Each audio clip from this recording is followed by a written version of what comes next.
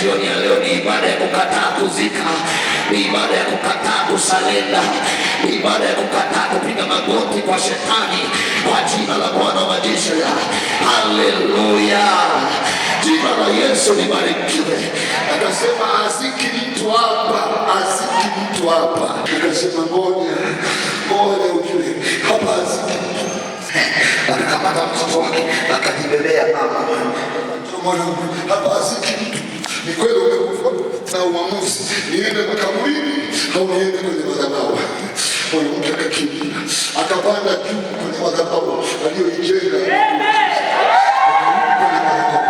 Akasema hapa ndipo nilipowekezea, hapa ndipo sadaka zangu zinasema. Akaweka akamlaza kwenye madhabahu. Jina la Bwana libarikiwe. Kwanza moja alikataa kuzika, ya pili akarudi kwenye madhabahu, mara ambapo anaubia napo, mara ambapo aliwekeza sadaka, mara ambapo alijenga kwa ajili ya Mungu aliye hai. Jina la Bwana libarikiwe. Haleluya. Akarudi kwenye madhabahu, akampeleka juu kabisa kwenye madhabahu. Akasema hapa niliweka sadaka na sadaka zinanena mema. Akasema hapa nilifanya kwa ajili ya Bwana, na Mungu wa madhabahu hajawahi kulala. Jina la Bwana libarikiwe. Haleluya. Mwanamke akasema nitarudisha kwenye madhabahu pale ambapo nilitabiriwa. Kule kwenye madhabahu niko tunarudi katika jina la Yesu. Lakini jambo moja liangalie, lazima madhabahu iwe na alama ya uwekezaji wako. Lazima madhabahu iwe na alama ya uwekezaji wako. Umewekeza nini kwenye madhabahu? Muulize mwenzako, umewekeza nini kwenye madhabahu? Umewekeza nini kwenye madhabahu? Umewekeza nini kwenye madhabahu? Alama ya kuwekeza kwa mwanamke, akarudi pale alipowekeza.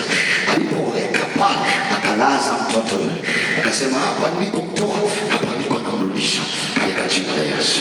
Ile biashara ulikoitoa tunairudisha tena, ile kazi ulikoitoa tunairudisha tena kwenye madhabahu, ile ndoa ulikoitoa tunairudisha tena kwenye madhabahu, wale watoto ulikoitoa tunawarudisha tena kwenye madhabahu, ile afya ulikoitoa tunairudisha tena kwenye madhabahu.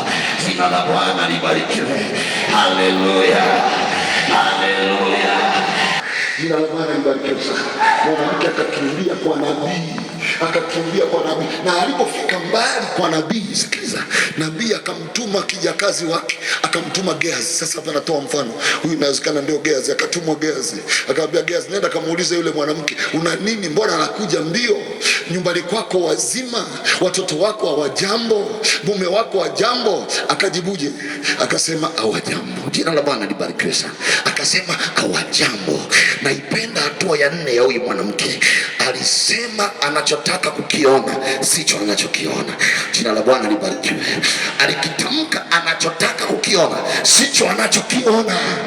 Hatua nyingine ya kutaka kuona mabadiliko ya maisha, ya kutaka kuona mabadiliko ya hali unayopitia, ni kutamka unachotaka kukiona katika ulimwengu wa roho, sicho unachokiona. Jina la Bwana libarikiwe.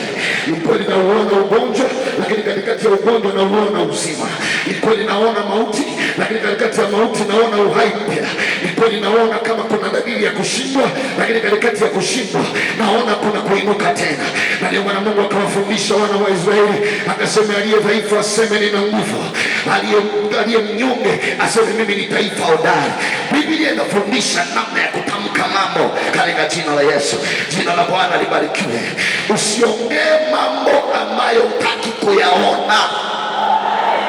Mauti na uzima vipo katika uwezo wa ulimi, na wale waupendao watakula matunda yake. Hebu muulize mwenzako, unakiri maneno gani wewe? Unakiri maneno gani wewe? Unakiri maneno gani kwa mume wako? Unakiri maneno gani kwa familia yako? Akamwambia Bwana, wale wote hawajambo Bwana, wote hawajambo. Akamwambia okay. Mtumishi wa Mungu akamwambia, hebu sikiliza sasa, hebu chukua hii fimbo, nenda kampelekee yule mtoto, nenda kamwekee. Akachukua fimbo, akakimbia naye kutaka ujiko, akaenda akakimbia. Nampenda yule mwanamke. Mwanamke akasema, kuna jambo nimejidhamiria hapa. Wewe mzee hujaelewa, hii haihitaji fimbo, hii inakuhitaji wewe mwenyewe baba. Twende, yani hii hapa si fimbo, hii inakuhitaji mwenyewe. Twende, kuna kitu kimekufa, twende. Wakaondoka. Alipoweka fimbo ikwisha, Elisha akasema leo nimepatikana. Kama mwanamke kakaenda, kama mwanamke kanaenda, leo utarudi kwenye ile madhabahu uliyotabiri, kwenye ile madhabahu ninayohubiria naye, utaenda utatabiri, utasema mambo yatatokea. Jina la Bwana libarikiwe. Elisha akaingia akamwambia Gehazi, kaa pembeni, maana miujiza mingine haitolewi kwa fimbo za upako wala maji ya upako. Huku kwenu hakuna. Kule kwetu Dar es Salaam kuna fimbo za upako, kuna maji ya upako, kuna vitambaa vya upako, kuna magonjwa sisi, kuna udongo wa upako, kuna keki za upako. Mwanamke akasema, hili jambo baba halihitaji keki za upako, hili jambo linahitaji Mungu mzima. Jina la Bwana libarikiwe. Haleluya. Biblia yangu inaniambia akamwambia twende, na alipofika akamwacha baba, wewe pambana nayo, mimi niko kubali, asubiri muujiza. Akamtafuta, akaomba mara ya kwanza, jambo alikotokea. Mama anatamka huku pembeni, anasema baba, pale kwa madhabahu kuna nabii wako, kuna sadaka zangu, kuna jambo langu limekufa, nataka liwe hai. Akaomba mara ya kwanza, akaomba mara ya pili, akaomba mara ya tatu. Mambo yametokea. Mambo mazuri hayatokei hivi, yanasababishwa kutokea. Jina la Bwana libarikiwe. Biblia inasema alipoomba mara ya mwisho, akamwinamia mtoto, akapiga chafya, akapiga chafya, akamwinua, akamwambia mama, chukua mtoto wako. Mama akapiga magoti, akasujudu mbele za Bwana. Ameupata muujiza wake. Jina la Bwana libarikiwe. Ameupata muujiza wake. Jina la Bwana libarikiwe. Haleluya. Mama akakumbatia tena mtoto.